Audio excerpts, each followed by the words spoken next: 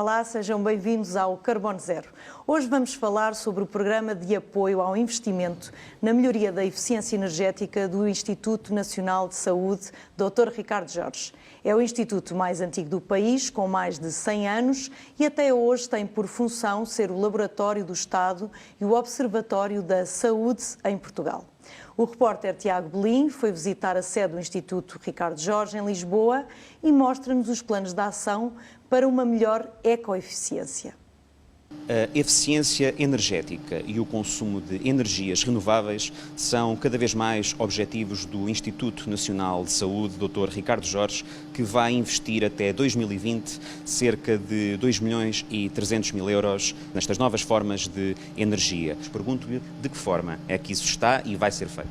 Bom, nós começámos em 2017 com uma candidatura ao POCUR, que está alinhada com programas do Governo, como por exemplo o EcoAP, portanto, que prevê a redução de 30% dos consumos energéticos em edifícios da administração pública e, portanto, alinhados com essa política e na perspectiva das poupanças energéticas que queremos fazer. Como eu disse, em 2017 candidatámos a uma candidatura do POCUR e vamos fazer 5 medidas. Portanto, vamos fazer 3 medidas de AVAC, a substituição do AVAC nos edifícios de serviços, nos edifícios laboratoriais, e também vamos instalar uma central fotovoltaica, portanto vamos substituir a iluminação por retrofit LED. Que impacto é que estas medidas vão ter no consumo energético do Instituto?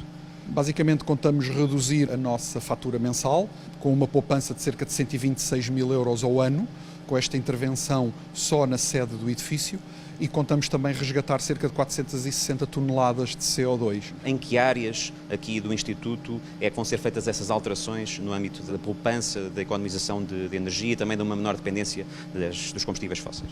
Nós temos, portanto, um edifício que tem serviços e uma torre de laboratórios, e temos também mais 2 edifícios, o Departamento de Saúde Ambiental e o Departamento de Genética Humana, que nós chamamos o DSA-DGH, e o edifício do LEMS.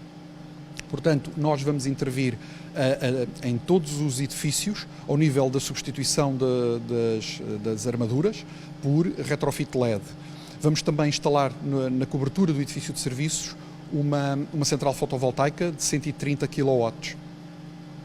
E por fim, portanto, ao longo destes 3 anos, até 2020, vamos fazer investimentos na área do AVAC, vamos substituir a totalidade dos sistemas da AVAC por sistemas muitíssimo mais eficientes, começando ainda este ano no edifício dos serviços, para o ano, portanto, no DSA-GH, e depois em 2020, por fim, o investimento maior, na ordem de 1,1 milhões de euros na torre dos laboratórios. Para além disso, tem também, desde final de fevereiro, 2 veículos elétricos aqui afetos à atividade e ao trabalho do Instituto Ricardo Jorge, não é? É verdade, conseguimos esses veículos através de uma candidatura ao Fundo Ambiental. São 2 veículos que nos estão a dar imenso jeito. Na prática, estamos a renovar a frota. Queremos ir a outra candidatura, porque está prevista a atribuição de mais veículos e nós estamos alinhados com essa janela de oportunidades. Os veículos, como digo, são veículos que para nós são fantásticos, portanto não consomem combustíveis fósseis e, portanto, nesse âmbito nós estamos muitíssimo satisfeitos com esses veículos. A perspectiva é continuarmos na renovação da frota para veículos elétricos. Okay. Portanto, esses veículos são utilizados então no dia-a-dia para atividades de técnicos no exterior, não é? Correto. Basicamente as equipas de recolhas laboratoriais utilizam esses veículos e, portanto, dentro da cidade esses veículos são muito úteis e ajudam, lá está, também na redução das emissões poluentes.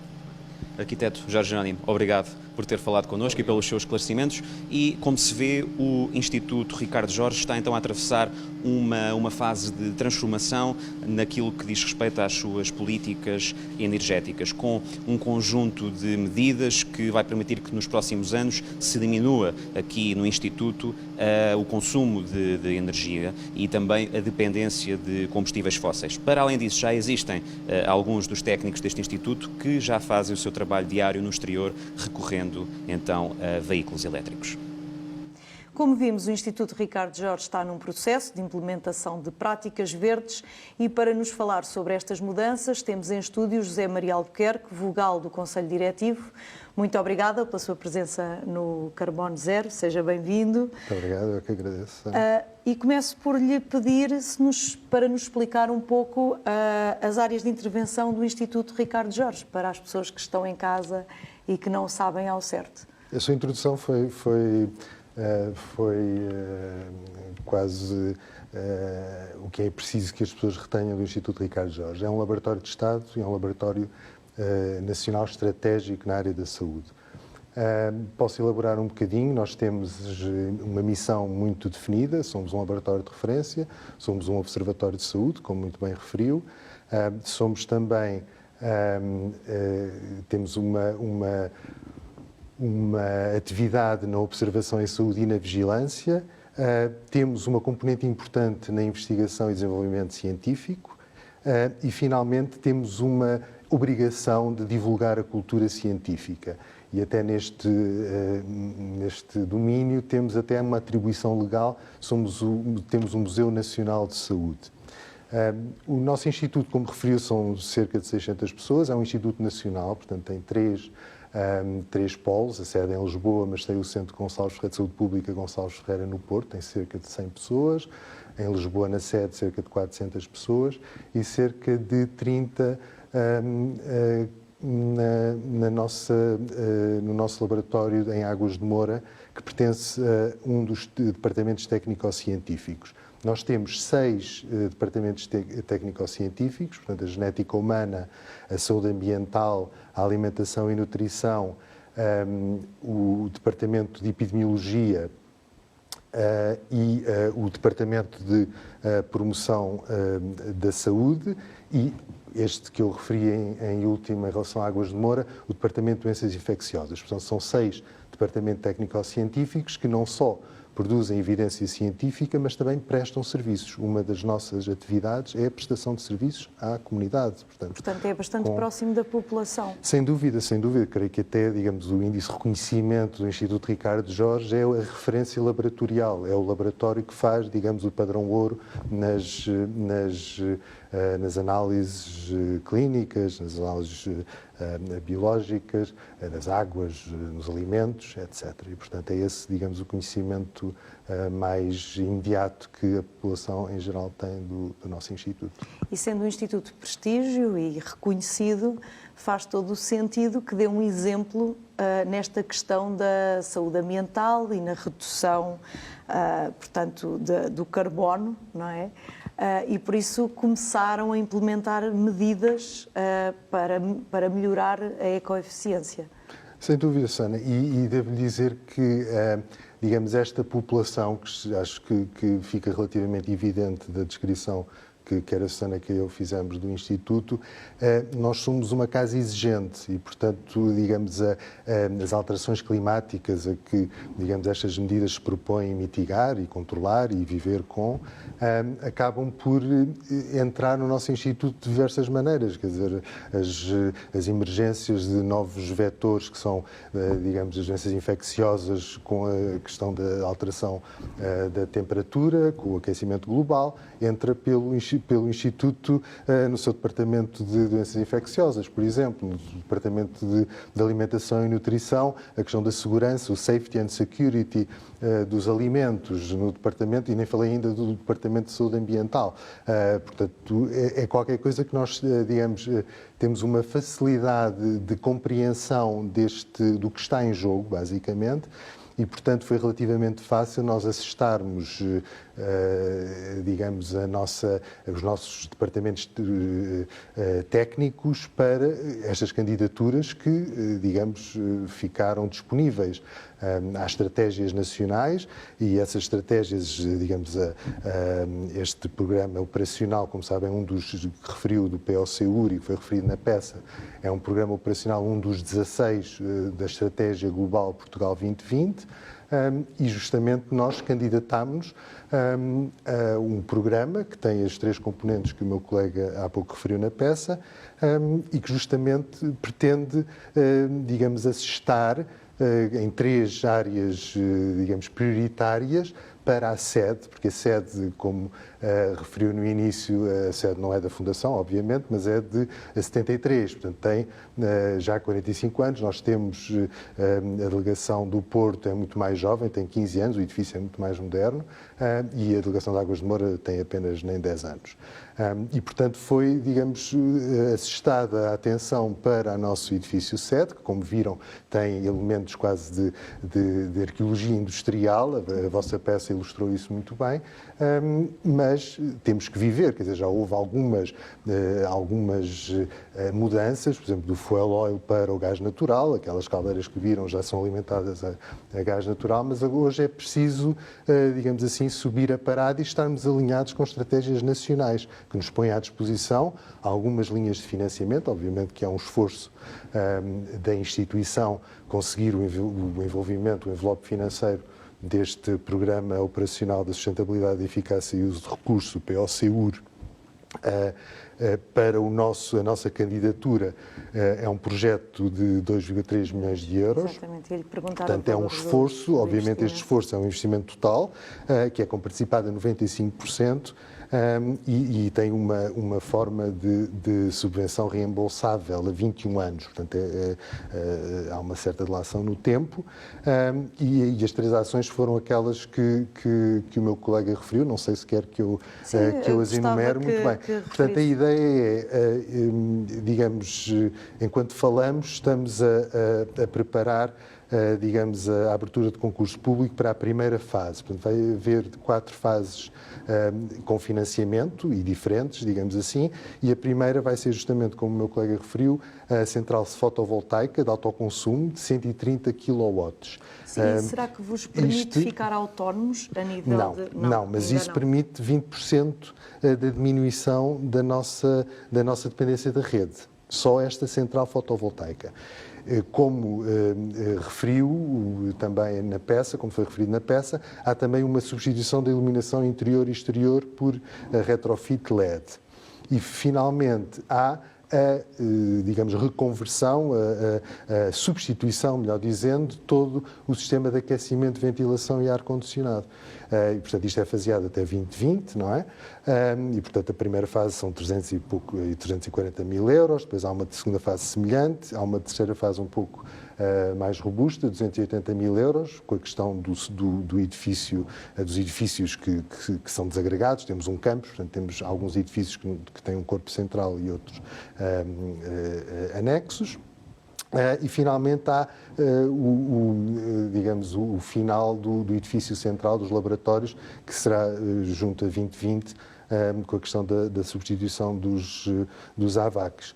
Como referiram na peça, nós vamos ter, com esta ação, digamos, uma promoção de 2 furos, digamos assim, na classificação de eficiência energética do edifício. Portanto, vamos pretender passar de C para B.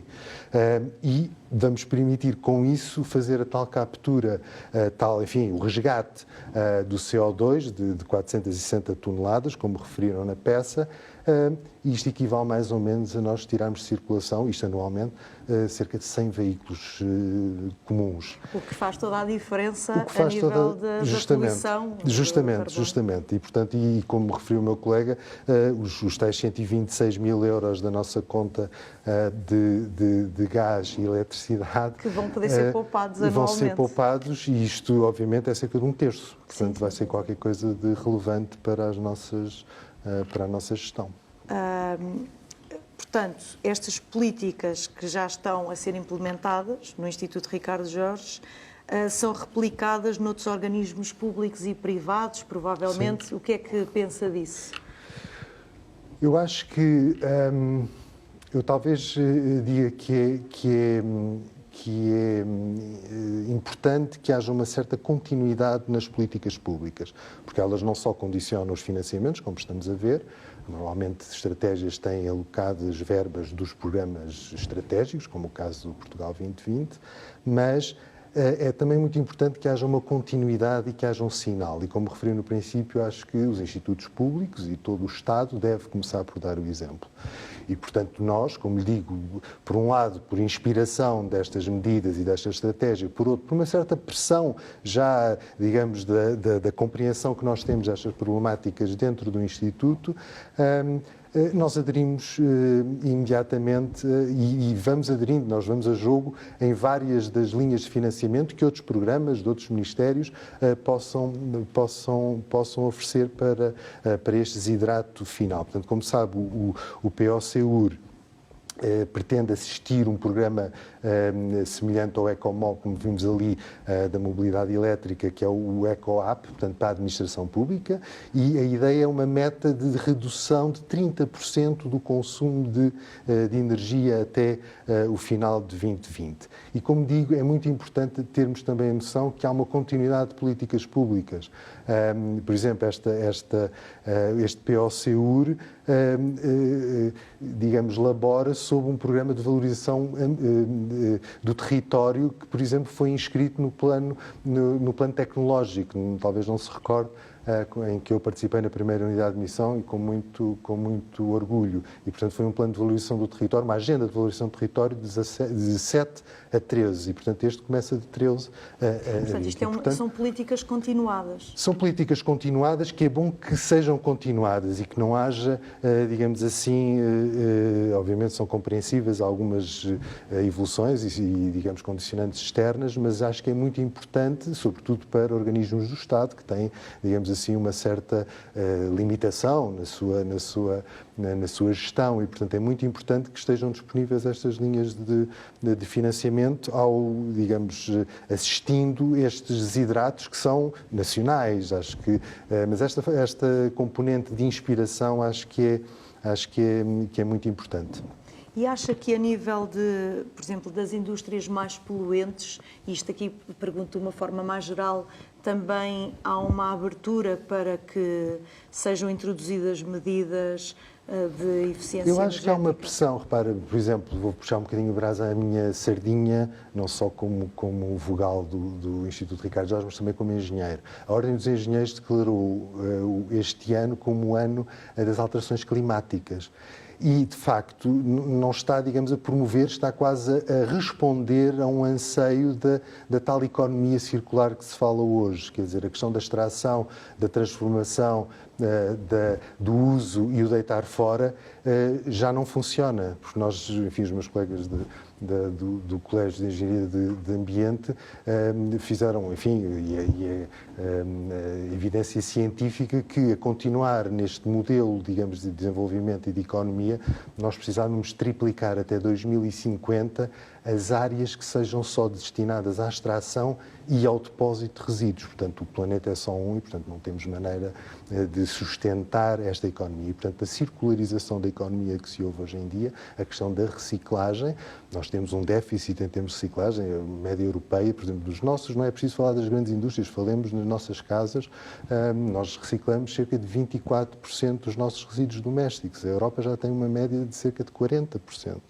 E acho que todos os programas que possam haver, toda a sensibilização da população em geral, cria uma pressão e, de facto, há que ser sustentável e, portanto, a ideia é nós conseguirmos que este desenvolvimento não seja à custa, digamos, de estarmos a diluir no tempo os impactos ambientais, é assumirmos hoje a nossa responsabilidade, mas, como dizia o Björg Lomborg, não fazer isso, digamos, atabalhoadamente nem em stress, fazer as ações que são execuíveis e, obviamente, é muito importante que haja estratégicas públicas que também emanam da Comissão Europeia, como é óbvio, a decisão, aliás, do PO-SEUR foi uma decisão de execução da Comissão Europeia em finais de 2014 e, portanto, estes programas do Portugal 2020 ajustaram-se também a essas orientações. E a nível de conforto, por exemplo, estas mudanças vão permitir também que haja mais conforto nos edifícios, porque algumas das lâmpadas tradicionais às vezes tinham mais barulhos e Sim, sem dúvida. Há outros confortos que se podem enumerar. Sem dúvida. Como viu, o nosso edifício é um edifício datado, um edifício que foi construído com bastante requinte em termos de arquitetura, portanto temos uma responsabilidade de também salvaguardar o património para, e já nem falo sequer do museu, mas para as gerações futuras. Foi-nos dado isto e, portanto, nós temos que o melhorar sem comprometer, obviamente, nem a arquitetura e sob o ponto de vista de, digamos assim, de toda a envolvente de assistir, digamos, um local de trabalho saudável, interessa-nos. Aliás, nós temos um departamento de saúde ambiental que estuda a qualidade do ar interior. Portanto, nós temos toda a informação, temos toda a sensibilidade e, com isso, a exigência. Os nossos colaboradores, os meus colegas, sabem muito bem. O problema, muitas vezes, é as limitações que nós tivemos, sob o ponto de vista de investimento, na questão dos ultracongeladores, do frio, a rede de frio para armazenagem das amostras clínicas, biológicas, aquelas que eu referi, alimentos, águas, cresceu um pouco desorganizadamente e, portanto, no futuro nós temos estratégias quase internas, quase incrementais, digamos assim, para melhorar. E, obviamente, decorre o conforto dos próprios colaboradores e dos edifícios, obviamente. O facto de passar de uma certificação energética de C para B já é uma exigência grande. Claro, a minha casa, eu vivo numa zona histórica de Lisboa e a minha casa foi certificada em D e, portanto, fiquei até já agradavelmente entusiasmado com a questão de nós termos estes hidratos subir 3 furos, portanto B, B menos e C. Porque isso permite que seja muito mais, que haja um conforto diferente, portanto. Sem dúvida, e a vivência, nós passamos muitas horas, os nossos colaboradores passam muitas horas nos laboratórios e obviamente há uma preocupação, e é uma preocupação que tem sido, de facto, não direi comprometida, mas que há uma pressão justamente do querer fazer mais e do estar a produzir mais, o que tal crescimento orgânico, e está no horizonte até da nossa gestão, deste Conselho Diretivo, nós podemos promover, por exemplo, uma sala de frio, em que devemos deixar de ter, digamos assim, o apor térmico que as câmaras frigoríficas, como digo, de ultracongeladores, etc., trazem e que muitas vezes trazem perto onde as pessoas estão a trabalhar. E, portanto, a ideia é racionalizar também esta arrumação. Falamos aqui da tal ecoeficiência em que as coisas, em que melhoramos, mas de uma forma também sustentável financeiramente. Justamente. E a ecoeficiência, até muitas vezes nós conseguimos isso com algumas coisas que vêm, digamos, como instruções e como portarias ministeriais, por exemplo, na questão dos encargos com as impressões. E nós conseguimos reduzir, é o segundo ano em que conseguimos reduzir em 20% o nosso consumo de papel. Também é importante, não era aqui referido, mas é muito importante. Isto é quase imperceptível, não houve uma racionalização de partilha das impressoras, coisas simples como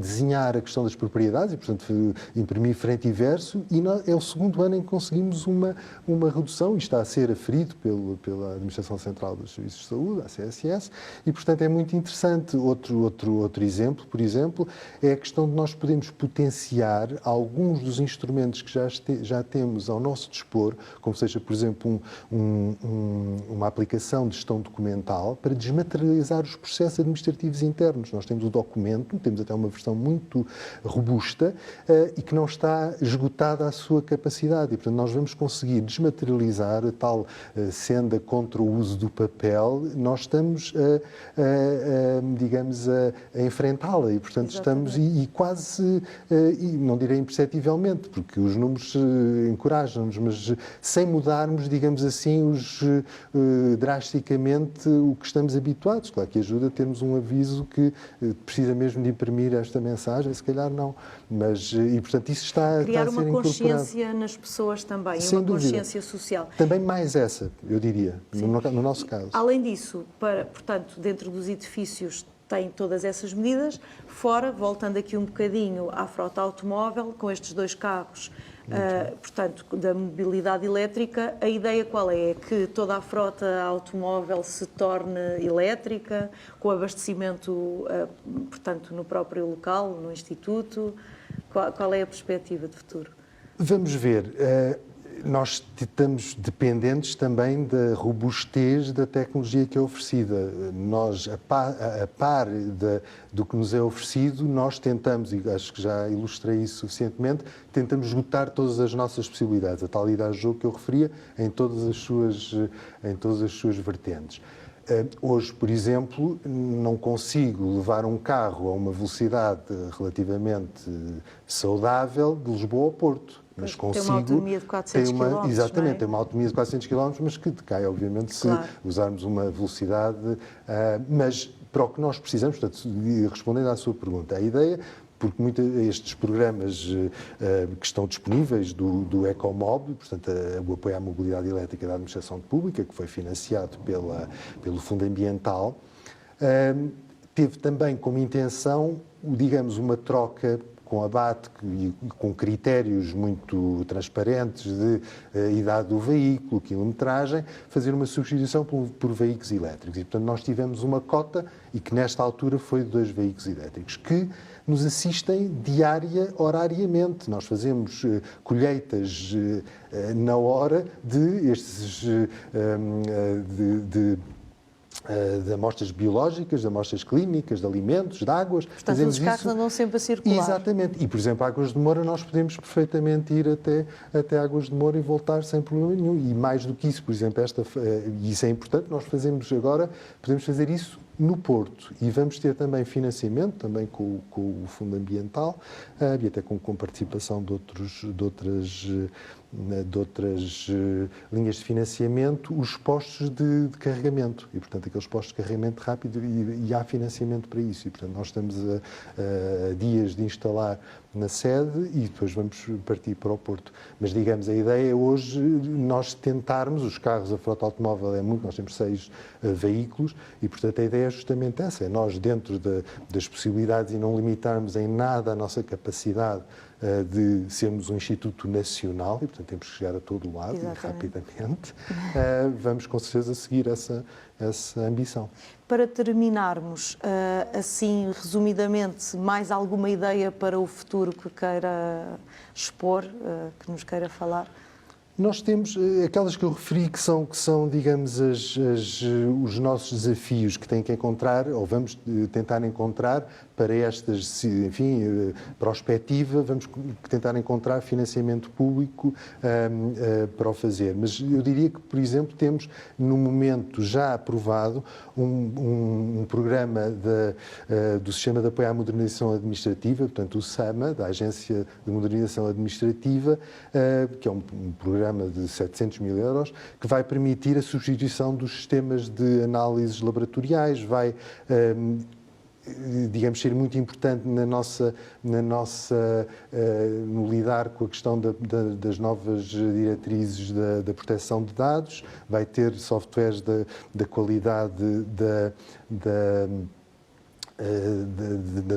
qualidade, na gestão da qualidade. Nós temos 450 ensaios acreditados por normas ISO, portanto é uma área muito importante, e até a renovação do parque dos laptops e dos desktops. A sala de frio que eu referi, é muito importante nós racionalizarmos a nossa sala de frio, vamos ter ganhos substanciais aí e, por exemplo, na questão da nossa central transformadora, só baixar a energia reativa com baterias de condensadores vai ter um ganho muito significativo. Isto, vamos tentar encontrar linhas de financiamento que possam assistir a este nossa, digamos, metas de gestão. Obrigada pela sua presença em estúdio e até uma próxima oportunidade. Muito obrigado, nós. E pelos esclarecimentos sobre este processo que vai permitir poupar mais de 126 mil euros por ano, reduzindo as emissões de carbono.